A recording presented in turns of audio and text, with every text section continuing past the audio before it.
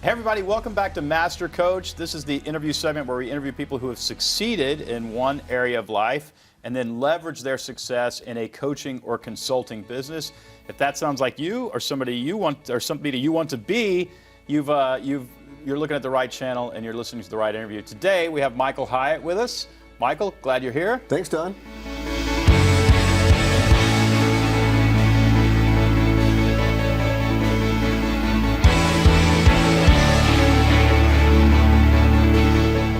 Michael, you succeeded in the publishing industry as an executive, and then even while you were the CEO of Thomas Nelson, a very fast-growing, one of the largest, if not the largest, Christian publisher, purchased by HarperCollins, you also began building a personal platform and started coaching others, and then you jumped into that after you left Thomas Nelson. Is that right? That's exactly right. So in 2004, I fell down some stairs and broke my ankle. Is that right? Yeah. And so I had surgery, and I was laid up in bed for a week, and I said, you know, that blog thing seems to be taking off, and I'd like to do that. Now, I had no idea what a platform was. I didn't do it to reach other people. I did it for one reason. I'd always wanted to write, and I'd worked with writers my entire career. Right. And I wanted to write myself, and I thought this would be a great way to clarify my thinking and just to be able to share what I'm learning. But that was it. There was no big aspiration, no grand plan, nothing. What were you going to blog about? You thought you're sitting there in bed and you're going, okay, did you know enough to say, I need to corner the market on some topic or some general It wasn't idea, that thought out. or just practice? It's just that I wanted to tap into my passion, which was personal productivity. So the blog was called Working Smarter, and it was all my productivity hacks. You know, different things I was learning, macros I was creating, all this geeky kind of stuff, and it just took off. Wow. Okay, I want to go back up because we're going to end there. We're going to end there. But I want to go all the way back. You seem to be, on the outside, an extremely ambitious person. I am. You have succeeded in multiple areas, including, and this isn't just lip service to it, you succeeded as a husband and a father in a way that very few men do, while also succeeding in business and then succeeding in building a personal platform. You've succeeded as a content creator. You succeeded as a speaker. Where'd the ambition come from early on? What was going on in Michael Hyatt's mind that said, I got to do something with my life? When did that start? Was it ever not that? Let me ask that first. Were you ever not ambitious? Please tell us you were a lazy slug living in your grandmother's basement. Well, I kind of was in a sense till high school. Okay. So I didn't have a lot of ambition. But high school's pretty early to get the spark. Yeah, but I'll tell you why. Okay. Okay, so I grew up in an alcoholic home where my dad was an alcoholic. Mother was not? Mom was not. Okay. You know, she was more, the enabler and Right. sort of quietly in the background crying. And so my dad wasn't a violent drunk. My dad was the kind of drunk that, first of all, he was a great dad when I was younger. Built model cars with me, model airplanes, model trains, took me hunting, Engaged in your fishing. life. Very engaged in my life. But he started hitting some turbulence. He was a disabled veteran and having a hard time getting hired, so the only thing he had left to him was an entrepreneur. So he went through several failed ventures. We were kind of lower middle class. Money was always an issue in our home. But it came to a point where I think my dad had so much stress, and back when he was injured in the Korean War, there was no knowledge of PTSD. There was certainly no therapy or treatment for it. Yeah. So basically what guys of that generation did was drink to medicate. And I'm not excusing it, but I'm just saying he would drink himself into basically till he would pass out. How often? Well, first of all, he was a traveling. And how old were you when he started This would be with... basically probably 8th or 9th grade. Okay, going right into high school. Right into high school. And the whole thing was exacerbated by the fact that we just moved from Nebraska to Texas. So I felt like I was already an outcast and didn't belong. And then I would often come home from school when my dad was in town because he was a traveling salesman, and I'd find him passed out on the couch with a whole bunch of, beer cans This is crushed. 4 or 5 o'clock in the afternoon. Yeah, or earlier sometimes. Yeah. 2 or 3 o'clock, he was just checked out. Yeah. And how did that affect his ability to provide for the family? very difficult. It was feast or famine. And my mom had to take a job, and she was kind of the steady source of income. But she was, what we called back in the day, a secretary, for a company. That's all she could do. She didn't have a college education. She didn't have any other special training. That's all she could do. But the whole thing came to a head when I was 18 years old. actually 17 years old, and my sister was 2 years younger than I. And so we had gone out with some friends one night, on a Saturday night. So it's now probably 11 o'clock at night. My friends pull up to my house to drop me and my sister off.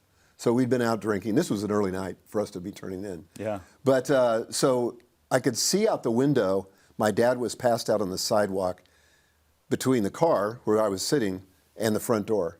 And so now I'm your embarrassed. friends are seeing this. Yeah. My friends are seeing this. My sister starts crying. My friends start laughing. I got out of the car. We went up, saw my dad there. I was so disgusted. And we picked him up, you know, and he could hardly walk, and he was mumbling and stuff. But we... Were your friends watching this? Yeah, the whole They time. were still sitting in the car watching. They were watching it, and they were laughing. Oh. And we could hear him in the background. Yeah. And so we took him into the house and put him on the couch where he passed out and started snoring loudly. My sister was really upset. She goes crying to her room. I stand in the corner of the room and just look with him with disdain. And I made this secret vow to myself. And I said, I will never be like that. Wow. And so that... And that meaning not just an alcoholic, but what else? What was that? I mean, I realize these are subconscious sort of thoughts, but what does that mean? I think at the time, and I don't think this is probably fair in retrospect, but I perceived him as kind of low ambition. Yeah. And if you just try harder, you know. And so I just said, I am not going to be in this situation where I have to wonder about where the money's going to come from. You know, I'm going to make a name for myself. I'm going to prove something to him and to me. And that became the driving ambition of my life. And frankly, I almost destroyed it. That ambition almost destroyed your life. How did it manifest itself? I want to hear about that. But how did it manifest itself right there in 8th or 9th grade? I mean, what did it start looking like? Well, were you getting up earlier and...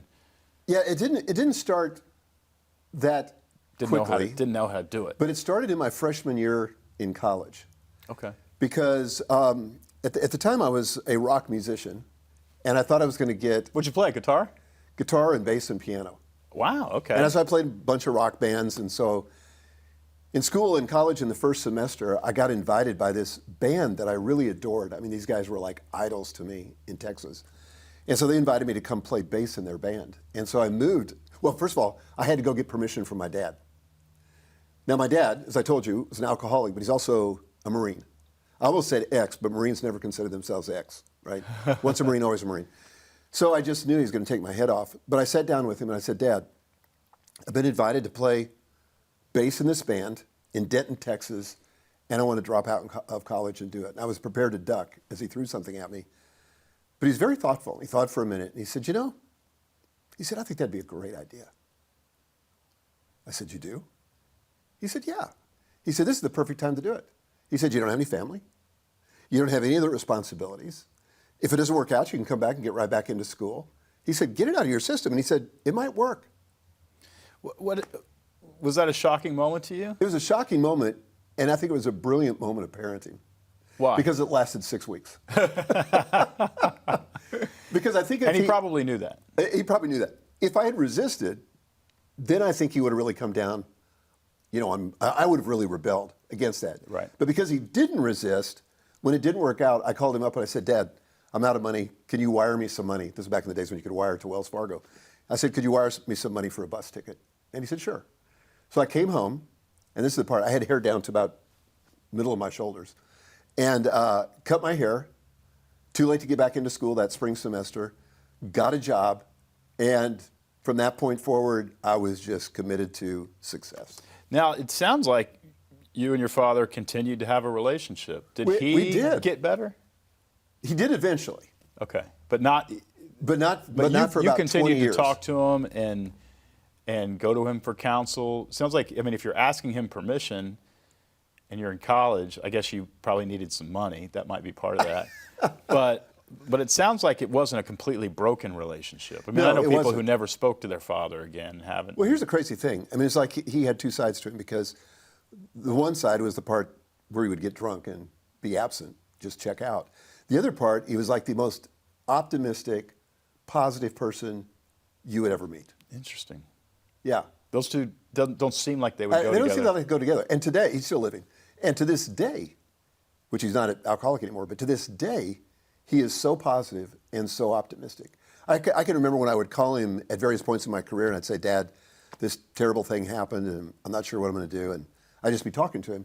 And he would listen. He'd say, well, son, as you know, I don't have any experience in that. I can't advise you, but I'm 1,000% confident you'll figure it out. Yeah. So even just borrowing from his belief in you. Yeah. So mixed bag with your dad, though. Mixed bag. Not, it wasn't abusive. Good to your mom? Yeah. As good as alcohol would let him be? Yeah, it's funny because she was invisible. And to this day, I don't have that many memories of her. She's still living too. Wow. Are they still together? Yeah. That's amazing. Yeah. It's amazing. They've been together now for, so let me just think here for a second. I got to do my math here. They've been together for over 70 years. That's incredible. Yeah. How old's your dad? 91. And he drank that much, and he's still alive. And smoked for most of his life, as did my mom. Some people have the genes, as do I don't you. know if that is. But again, that became the driving force of my life. So that what I tended to do is to be a workaholic. So I was Perfectionist? another kind of addict, Yeah. right? Yeah. And so I can remember when I went to work for this little publishing company in Waco, Texas, Word Publishing. And I remember Word Publishing. Do you? Yeah. Well, man, I thought it was the dream job. That company had so much status in my mind. But I noticed that all the executives would work till about 7 at night. They were there when I got there in the morning. They were there when I left at night. They were there on Saturday morning when I would drive by, or Sunday afternoon. And I thought, okay, that's a clue. That's how you get into the executive seat. So I started getting to work at 5 in the morning. Arriving. And then I would... Was it important that you're the first person in the building? To me, it was. Yeah. And because I noticed that, when I was working like that, I got praised, I got acknowledged, I got rewards. And so I just had this workaholic attitude. Meanwhile, I had a wife by this time, and we had a little baby, which was Megan, whom you know. And How old are you at this point? 27. Okay. And she was really struggling trying to hold down the fort. In fact, she came to me at one point and she said, honey, I'm really struggling. You're never here, and I'm trying to manage all this with the baby. And Megan was very colicky and a very difficult baby. And so I just said to her, I said, well, you need a therapist. How'd that go? Well, she actually went to one. She got a therapist. I said, this is not my problem. I'm trying to make a living for the family. This is your problem. Yeah. You need to see a therapist. So about after the third session, she said, Dr. Pannebecker would like to see you at my next session. And it really ticked me off because I said, what do I have to do with this? This is not about me. This is about you. No, I'm not going to go there. She said, he's insistent. He won't see me anymore until he sees you. So, man, I was ticked, but I reluctantly went in. Dr. Pannebecker says to me, we exchanged pleasantries, and then he says to me, he said, why are you so driven? And I burst into tears. Wow. Because I knew he knew me. Oh, wow. But was that the moment that you realized something was off, or did you know that and you kind of brought it to the surface and made it public? I think I probably knew it. Yeah. And I think a lot of guys avoid home because at work it's more familiar. Well, you're in control. You're in control, and you get rewarded. I and you can see remember progress. hey, listen, when we brought home a baby, the power dynamic in the house completely shifted. And it wasn't like I even knew there was a power dynamic. I'm just an ambitious guy. I have the vision. Betsy, she's not along for the ride. She has her boundaries and the life that she wants, and as long as you don't mess with that, she doesn't want. And then all of a sudden, we bring this baby home, and she's extremely competent at the most important thing in the house, and I don't know what I'm doing. I can relate. So by necessity, bam. I mean, it was just like, really? This is what you call warm milk? Like, just put your finger in there. Tell me if that's what. I'm just like, yes, ma'am. I don't know. But it was a tough. I mean, I remember it being a tough season. Very tough. Just because men don't like to not be competent or be involved in things that they don't know what they're doing. But it got worse from there because even though that was a moment of awakening, it wasn't a moment of transformation. And so, I think it was not. It was not. So I think I reformed. You're going to keep doing it for a little bit, but we had 5 daughters in 10 years. And so you're 37 at this point. You've got 5 it's even little putting girls. in more pressure, on me. And so then finally, fast forward, this would have been. Stop there for a second. What does providing mean in your mind at this point? I think at that point, I had such an unhealthy relationship with money that it wasn't just about providing. It was literally, I could never have enough Yeah. because you never know what's going to happen. Yeah. And so, Well, but some people are like that. A lot of people watching this interview are like that in the sense that providing means 100 years from now, your great-grandchildren, you've given them a home. yeah, exactly. And it's like, that's the same as bread on the table. Well, it feels that urgent. I know. And like the Apostle Paul says, if we have food and covering, with these we shall be content. That was not my life philosophy. Yeah. You know, I had to have more than that to feel secure and to feel safe. And when I realized this was a trauma response, so I didn't feel safe in the world unless I had gobs of money. And so there was a direct correlation between those two things. And you're probably not even spending the money. It's probably going into No. Well, investments and some of it. it took a lot to, you know, feed and clothe a family of that size. Yeah. Yeah. And, you know, private schools and all those kind of things. So we were spending probably, no matter what I made, pretty much spending it. Okay. So you weren't, so Which that actually perpetuated kept me on the hamster wheel. Right. But if you fast forward to 2002, now I'd been at Thomas Nelson before I came back to Thomas Nelson Publishers, and I was the assistant general manager of one of Thomas Nelson's 14 book publishing divisions. So they had 14 at that time. Well, my boss suddenly resigned. One of the 14. Yep. Second in command, or is that third? Second in command. Second in command. So Congrats my on boss that. resigns in the summer of 2000, and so I got asked to be the general manager of that division. Quickly found out that we were dead last in every important financial metric. So we were not only growing in terms of revenue, we were actually shrinking. We were smaller when I took it over than we were the prior year or the prior year to that. We were the least profitable division. We had actually lost money the previous year, and the entire company, all the other divisions were complaining that our division had cost them their bonuses. So the CEO said, "How fast can you turn this around?" I had no clue. Never done it before. And I just picked a number out of the air and I said, 3 years. He said, "That's kind of what I was thinking." So he said, "Have at it." So I went off site, kind of created a vision for what I wanted to do, came back, enrolled the team, and I mean, we worked like dogs. I'm talking 70, 80 hours a week, nights, weekends, no vacations, all that. But in a year and a half, we went from number 14 to number 1 in revenue growth. In 1.5 years, 18 months. And profitability. I got the biggest bonus check I'd ever got in my life. It was more than my annual salary. Wow.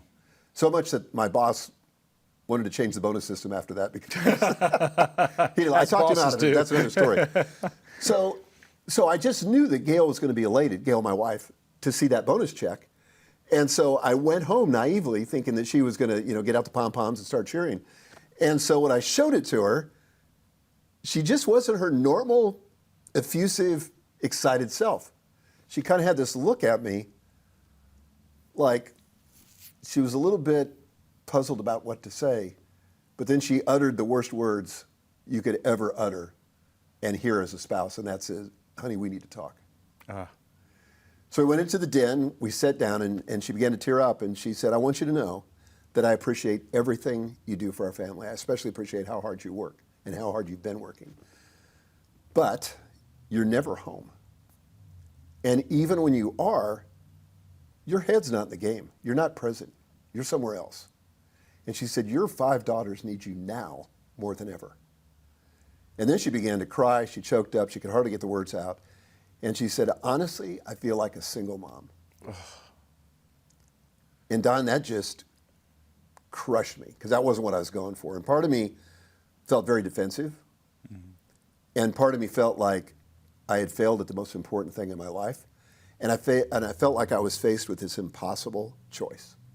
I could either throttle my ambition and really go all in on my family, my relationships, my health, all that stuff. My health I neglected too. Or I could just say to the family, you know, try to talk them into, you know, just hang in there, we'll get there, and just go all in on work. But I knew I had to solve the problem. I knew that this was a crisis moment, and I couldn't let it slide like I did previously. Yeah. So I remember telling John Maxwell, who was one of my authors, I said, "I need an executive coach. Could you recommend somebody to me?" Now, I needed an executive coach for 2 reasons. One, I'd used my best tricks to try to turn that division around, But now the expectations were higher than ever, and I was kind of out of tricks. And secondly, I needed to fix this work-life imbalance. And so he said, you need to hire Daniel Harkavy, whom you know. And Daniel got with me. And in the very first session, he said to me, he said, you know, as you talk, it seems to me like you don't have any boundaries. And I said, say more. He said, well, it seems to me that you work the evenings, you work the weekends, you always work on your vacations, you get up early, you do email, you do all that kind of stuff.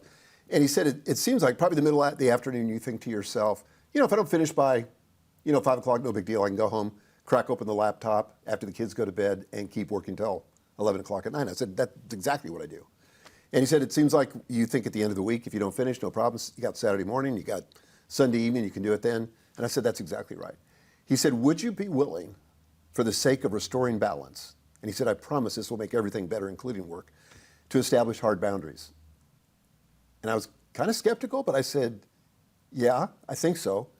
He said, would you be willing to commit to quitting at 6 o'clock in the evening and not cracking your computer till the next morning? Not opening it on the weekends and not taking it with you on vacations? And I said, yes. Then he said to me, I'm sure then you won't mind if I call Gail occasionally and check in on you. And he did. Oh, I hired Dan Harkavy years ago, and he had a very good conversation with my wife. Good for him and my wife. But because of that, I started to change. And it didn't happen overnight. But that set me on really a 10-year quest to find a third alternative, one where I could really win at work and succeed at life. You're at 37, 38 at this point. Yeah. So still, now it's still at Word? Still? No, by this time I was at Thomas Nelson. Okay, got it. Yeah, so it was, I was about 48 or so by the time I kind of got it dialed in. About took 10 years. Yeah. Yeah. And the girls are all so healthy and doing so well. Yeah, they're like now, you mean? Yeah. Oh, phenomenal. Yeah. Yeah.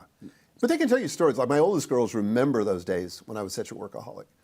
But yeah, thankfully I was able to pull out of that nosedive just in time. What was going on with your health, and how did the health ramifications? You broke an ankle, that was influential. Because I've known you for a long time. A lot of times there were great moments of sort of punctuated evolution, if you will. Great moments of growth in Michael Hyatt's life that were associated with, oops, my body's not cooperating with what I want to do.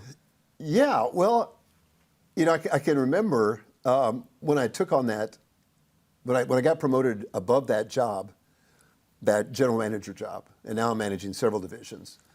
I remember several times thinking I was having a heart attack, and I ended up in the ER 4 different times.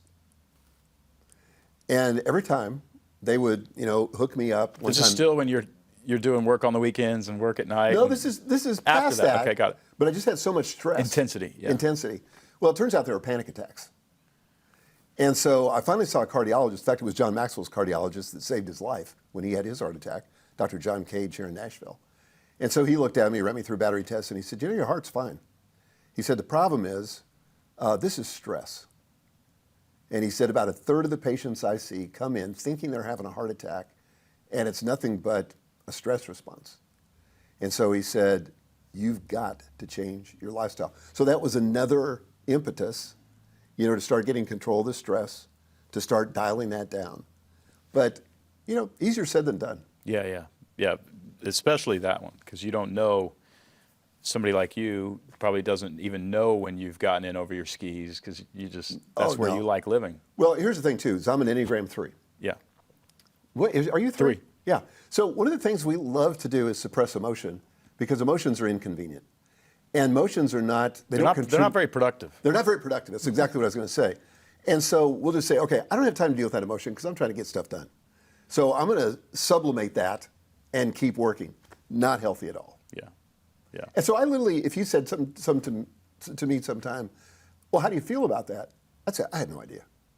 Like I'm so out of touch with my feelings. And even today, that's still a struggle. Like I sometimes struggle to be self-aware of stress. Yeah. And I do try to listen to my body more. Yeah. Because my body does tell me. Yeah. Well, you actually recommended your therapist, or who you went and saw for a minute. She graduated you. She has not graduated me. I may need to go back. I think I see her tomorrow. Do you? Oh, yeah, every 2 weeks. And 90% of what we talk about is how did that make you feel? And she's just trying to get me to feel anything. Has she given you the wheel? And I'll sit, yeah, the feeling wheel? There's not just, We're there's the not same just a therapist. feeling wheel. We had to go advanced. You only got the feeling wheel. You have the feeling sphere? There's like 37 wheels. And she would sit there and say, which one do you feel? And I'm like, I don't know. Choose one. I'm going to get into the nuts and bolts because you fix this problem by creating some processes. However, I'm curious how early on you began to develop a long-term vision. What was the point where you could see, because human beings are the only creatures that we know can do this. Squirrels may do it, but they don't tell us. Who knows? I'm pretty sure octopuses do it. Octopuses have long-term vision for their lives. That wouldn't surprise me, by the way. But I'm curious, was it back at 18, 19? When were you able to say, 10 years from now, here's who I want to be? Honestly, it was Because a lot of people still can't do it. No. It was really Daniel's influence in my life because one of the first things we did was we created a life plan. Yeah. And I realized that at that point, you have two options. You can either drift through life and be reactive, or you can design your life. And it doesn't mean things are going to turn out perfectly, but things generally go better when you have a plan. But most people spend longer planning a 2-week vacation than they do planning their life. And so Daniel, I was going to say forced, but encouraged me to do a life plan, which I did.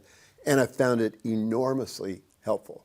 What were some of the components of that, the main ones that you found helpful? Well, one of the ones was this sort of funeral obituary exercise where you imagine, and actually this came from Stephen Covey and from Michael Gerber before him. I tried to trace it down because I wrote about it and I wanted to give credit to the right source. But Michael Gerber, who wrote, what did he write? I don't know. I know Covey's work, but you're the one who told me Michael Gerber did it first. Yeah, Gerber's book, I'll think of it here in a second. The Entrepreneurial Myth. Oh, okay. Yeah. So anyway, he talked about it, but you just kind of imagine your funeral and who's there and what are they saying about you. And the good news is you're not dead yet and you still got time to fix it. So if you're not happy with what people are going to be saying about you at your funeral, well, how could you re-engineer, deconstruct how you want them to talk and re-engineer that so you have that outcome? Yeah. And so did you write your obituary or I did. Your eulogy or whatever it would be? And what did that do for you? Gave me a vision. Okay, and that was the first time. That was the first time. Yeah. It gave me a vision because I began to think, okay, 20 years from now, what kind of relationship do I want to have with Gail? And what do I need to do now to make sure that happens? And so it's a very different approach to life. Yeah. And I did that with my health. I did that with my kids. And, even with my kids, there's a good example. I know you know this, but all 5 of my daughters live in Nashville, where I live. What a gift that is. It's a tremendous gift. And the 3 of them that have grandkids, I have 10 grandkids, and they all live within 5 minutes of me. And so to have the kids that close and always over at the house, constantly. And we have a lake house not too far from here, and there's always a posse of us going down there and spending time together. But that didn't happen by accident. That happened by 2 things, design and the grace of God. I read mine often, probably twice a week. Used to read it more. Did read it this morning. Just helped 35 leaders write their obituaries. Oh, cool. Recently.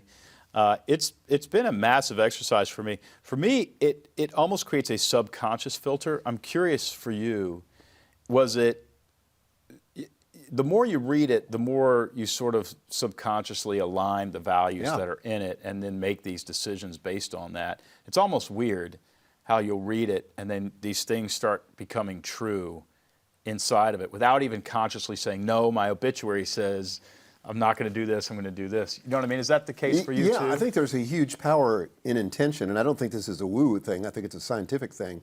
But I can remember years ago, this probably would have been when the girls were still in high school. We went on a vacation in Destin, and I bought everybody a copy of a book called Write It Down, Make It Happen. And so the task was write down 100 things that you want to accomplish before you die. Now, the first 20 are easy. Yeah. But I mean, like every night, we're working on this on every day, and then we share it around the table. But to get to 100, well, all of us did that list, and I folded it up. In the family? Yeah, and never looked at it again. Until about 10 years later, I pulled it out, and I went, oh my gosh. I can't believe how many of these things have happened. Yeah. It's really neat. It is really neat. Yeah. But it sets something in motion. You know, I don't think it's an accident that God created the world by his word.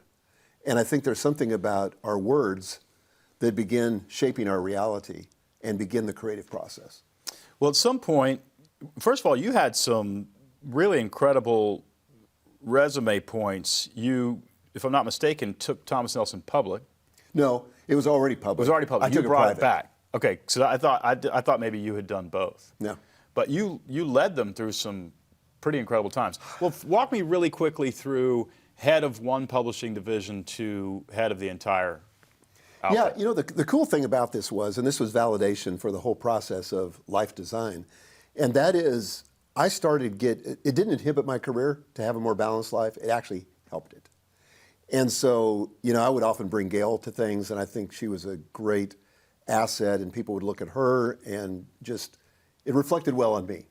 You know what I'm saying? Yeah. And so, you know, people liked the fact that we were a couple and we loved each other and all that kind of stuff. So the investment in that had a career impact. So I went from being a general manager to I was a divisional manager of several divisions, and then I eventually became the chief operating officer. My boss, Sam Moore, had been the CEO for 47 years. Yeah. And so he decided that it was time to step down. He was, I think, probably about 80. Nobody knew for sure. But He wouldn't share. he wouldn't share it. But he was about 80. I think he was 79, like maybe 5 years in a row. But at any rate, so then I was made the CEO. So we were still a public company. So the board had to recommend me. The shareholders had to vote on it. And so then I became the CEO. And that was a bit of a harrowing time, too, because I was kind of his golden boy. And I was his chosen protege. Did everybody know 5 years before that you were being groomed? No, because he kind of conducted it like a horse race. Okay. And so all of my peers and all my colleagues, we were being run through all these tests. We had no idea. They were giving us IQ tests and all this stuff. And I didn't know why, you know. And so then I was made the CEO. And on the day after I became the CEO, he walked into our CFO's office. And he's dead now, so I can tell the story. And he said, Joe, who was our CFO, he said, if I'm not the CEO, who am I? So being a CEO was so part and parcel to his identity that without it, he was lost. The next day he's asking this question. It hit him. And literally the next 2 years, he spent trying to unseat me, conniving behind my back. Was he chairman of the board, or what was he? Nobody. He owns 17% of our stock as a public company. Got you. So he had a lot of pull. He did. I remember one day he walked into my office. He was so angry. And I was the CEO. And he said to me, he said, don't you realize I'm your biggest shareholder? And I said, yes. I said, don't you realize you're not my only shareholder? You know, I'm accountable to 100%. And no, we're not going to do that.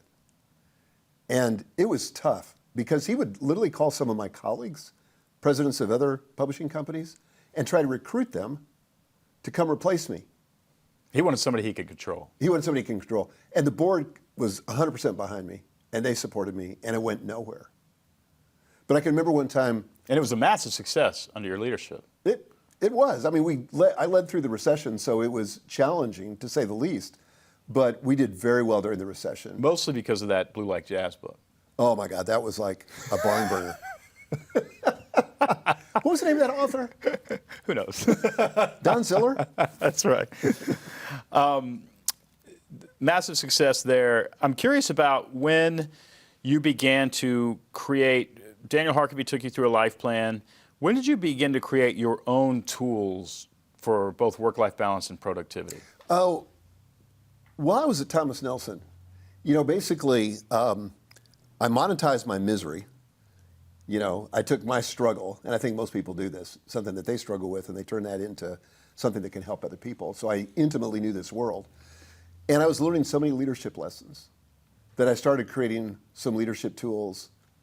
What did that look like? Yellow pad with some squares and some... Yeah, just trying to create frameworks kind of to explain things, you know. And it would help me explain it to the team.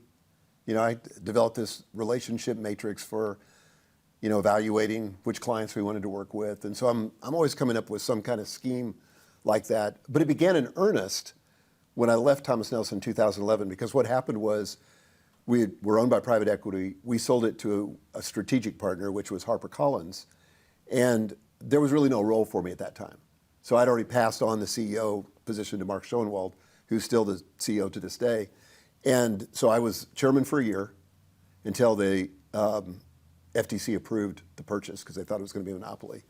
And then I stepped out of that and started my business. And I wrote the book Platform, which became a New York Times bestseller. You had stepped away from Thomas Nelson and come back before. You had started your own publishing company. That's right. Which and then failed. come back. So this is the second time Yeah. you stepped away at 2011.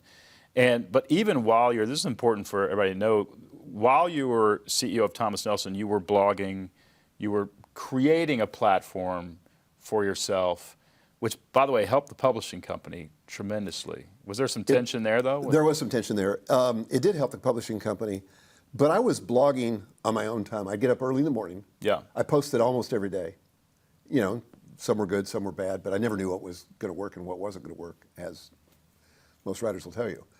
But it took off and gave me a lot of notoriety in our industry. My board didn't like it.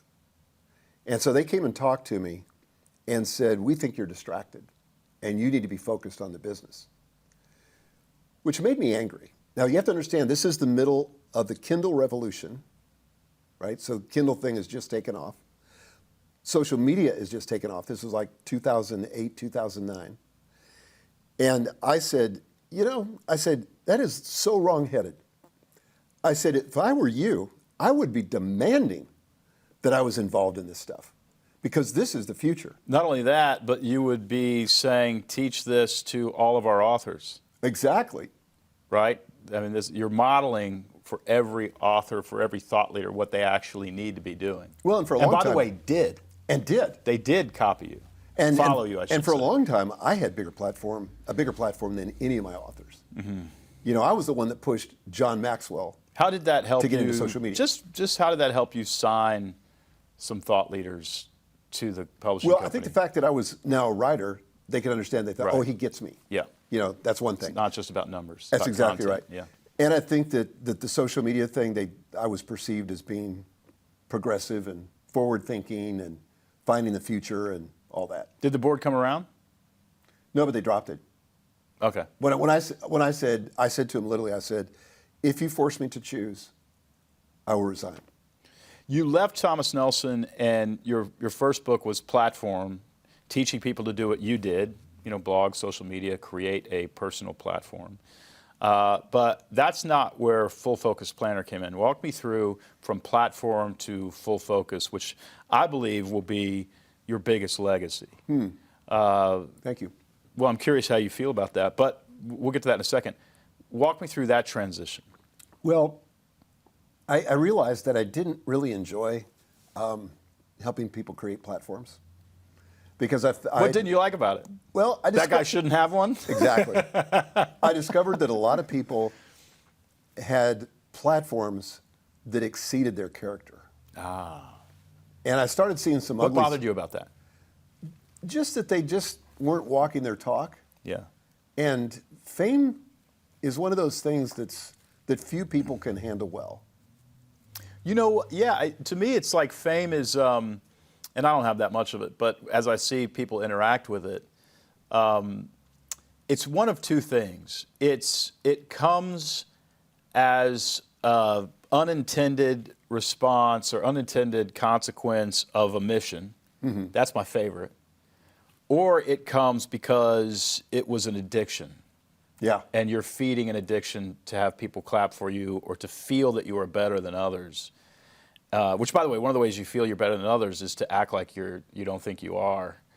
And those are the most confusing folks because you get them behind the scenes. You're like, wow, you're the biggest jerk I've ever interacted with. Like you get on that stage and you're just Mother Teresa. It's insane. That's the part that was just bewildering to me. But is that what you were seeing? Were people who were just sort of, they needed the attention? And I'd always had a great love for personal development and still a love for productivity and still a love for goal setting. That had been a part of my career even before. It had been part of my career, but not part of my entire life until I met Daniel.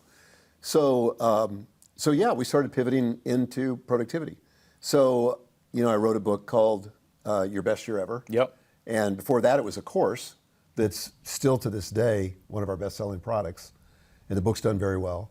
And then I wrote a book on productivity called Free to Focus. And then I've written 13 books since I left Thomas Nelson, so 13 books in 14 years. And I decided that I wanted something to help my clients and my best students actually apply it. Because I'm not just writing books for people to read the books, I'm writing books for transformation. But they weren't getting the transformation because few people do when they read a book. So I wanted a tool that would help them with their daily practice. And that became the Full Focus Planner. And a funny story about that, by the time we got to that, my team, many of whom come out of the publishing world, including my son-in-law and our chief content officer, Joel Miller, he said to me, I think we should do this planner. And I said, oh God, it makes me like spasm because that's the part of publishing I don't like. It could be a logistical publishing nightmare, Oh my especially gosh. if you have dated material. Well, and the worst thing about publishing is you publish something and if it doesn't work, then you got all this paper that you can't dispose of. And it's just, you might just light money on fire. So I finally relented and I said, okay, do you think you can sell 10,000 copies? And he said, I'm confident we can sell 10,000 copies. So I'm thinking, okay, I'm willing to gamble on 10,000 copies. If you really think we can sell 10, he said, I think we can sell them, but we need a year. And I said, okay. Those first 10,000 were sold out in 2 weeks. Not surprising. And then we started ordering more of them. So now we've sold, I think, 1.3 million copies of it. And it just keeps selling and keeps selling. And as I mentioned to you before we got on the air, now we have a new wellness version of the planner. And it's like, I'm very excited about that because I use a different one. yeah. I use somebody else's. We got to fix that. And it's fine. But I'm very, very excited about this. Cool. Yeah. I'm going to send you some. Okay. I want to talk about legacy. You've got 5 daughters. Some of them are involved in your business. Is that right? Can you explain how that happened? Yeah. So my oldest daughter, Megan, is our CEO. So I went through a succession transition 3 years ago. I'm still the chairman and the founder and still active in the business. But, and I'm dead serious about this, not a joke, I report to her. So I just feel like every skipper, or every ship needs one skipper and no more than one skipper. And I've seen this go badly. And so, because of my experience with my CEO when I became the CEO of Thomas Nelson, so I wanted it to go well. My youngest daughter is our chief marketing officer, Marissa, and she is a firebrand. She's outstanding at what she does. And then my other 3 daughters, one of them is a stay-at-home mom, and the other 2 are entrepreneurs and have done exceedingly well. And I wish they worked in the business, but I can't afford them now. Yeah. How important is that to you how meaningful is it, I should say, that your daughter is actually running your business? Well, what you just continuing said your legacy is a good distinction. It's not important, but it's meaningful. In other words, I never wanted to impose that upon them. And I think most of the talk about legacy, if I'm honest, is just vanity. Because if you think about it, unless you're, Elon Musk or Mother Teresa, nobody's going to remember you in 40 years. They're just not. I mean, you think about it, can you even name your great-grandparents? No, me neither. And their family. And their family. I can name presidents who are older than my great-grandmother, right. but I can't name family. I mean, unless you're like an uber celebrity or accomplish some great thing, you're just not going to be remembered. Yeah. Now, how you will be remembered is not by name, but by the impact and the ripple effect that you have. And so that's all I care about, right? I just want to impact the people I have the opportunity to impact so they in turn can impact others. How do you do that? I mean, part of it is, I think about this with my family, but part of it is the values that you instill in your kids. Millers do this. Millers are honest, right? Millers apologize when they do something wrong. Millers do this. How are you going to pass those values on to 3 generations later? I mean, one of the beautiful things about writing a book or creating a planner is it's actually written down. And but how will you help 4 generations of Hyatts from now? Well, I would say the single most important thing is that I walk my talk, that I live my values, because more is caught than taught. Yeah. And I never paid attention to what my parents said. I only watched them, what they did, and then I emulated that. My dad was injured in the Korean War, which led to his drinking and so forth, but he was really hurt badly. He was in a coma for 6 months, and he's limped for his entire life. Well, about 5 years old, my mom caught me limping. And so she said, "Why are you limping?" And I didn't know. And then she kind of put it together and she said, "Oh, well, your dad limps because he had a war injury, but you don't have to limp.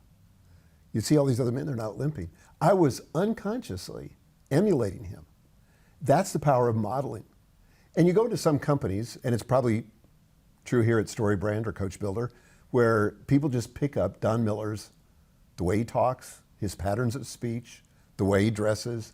It's just an unconscious thing that gets passed on. Mm-hmm. And so I think as a parent, the most significant thing you can do, and it's true for your clients too, is model the behavior that you want them to adopt. Yeah. Boy, that's huge. All right. One final question. It takes some lead up to it.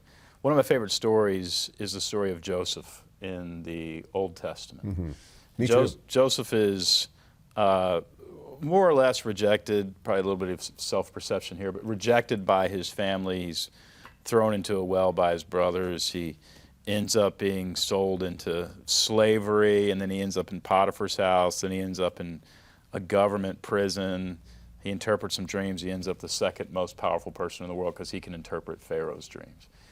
And if you look at his life, every step of that, in the well taught him empathy for the marginalized. Being a slave probably taught him empathy for the marginalized. In Potiphar's house, Potiphar was the head of the military, so he understood how the military worked. Then he gets thrown in prison. It happened to be a government prison, so he understood every position in the government because they were going in and out of prison. He understood how they worked. And by the time he ends up second most powerful person in the world, he runs a land for grain scheme that expands the Egyptian government. And he runs it. He orchestrates it. He ends up one of the most powerful people in the world. In explaining to his family later, who by the way didn't even recognize him or know that he was related to them, he said, "God has done this so that I could save many lives." Or really, he said, "God has done this to me so that I could save many lives." It's the point, he realized that's the point of his whole life. Yep. Was not about himself, it was saving other lives and giving them food specifically to physically save their lives during a famine. Have you arrived at any sort of controlling idea of the life of Michael Hyatt? This is why all this is happening? Well, I definitely don't think anything happens by accident. And everything happens for our good. Another one of my favorite Bible verses, Romans 8:28. You know, God works all things together for good to those who love him and are called according to his purpose. And I really believe that even in the worst adversity, and Joseph's a great example, you know, he was able to say to his brothers, "You meant this for evil, but God meant it for good." That's right, yeah. And so even though their intention was evil, and they're not going to be rewarded for what they did, in a sense, but still God used it. And I think that's true with every adversity. And certainly the things that have happened to me, you know, we didn't talk about this, but you know, I went through bankruptcy with my first publishing company, and that gave me enormous empathy. I went through a ton of layoffs during the Great Recession, and I mean, I lied awake at night, tossing and turning about that because I was so concerned for the families that we were, you know, putting out into the recession. And so even though those were hard for me, harder for the people that had to be laid off, but even though that was hard for me and gut-wrenching in many ways, I feel like God used it in my life. And to this day, there's nothing I hate more than having to fire somebody or let them go because there's a human toll, there's a human cost to that. Now, I guess if I'm consistent, I know that God's going to use that in their life just like he's used those kinds of things in my life. But yeah, I think, you know, like even with my dad, I've said before, I didn't get the dad I wanted, but I got the dad I needed. Because I don't think I would have been driven to success or had the kind of empathy and sensitivity that you develop when you live with an alcoholic parent. You know, all of that can be a gift, but it's all how you frame it. And I remember hearing one of my really good friends, Dan Miller, who sadly passed away earlier this year, but he grew up in a very strict Mennonite home.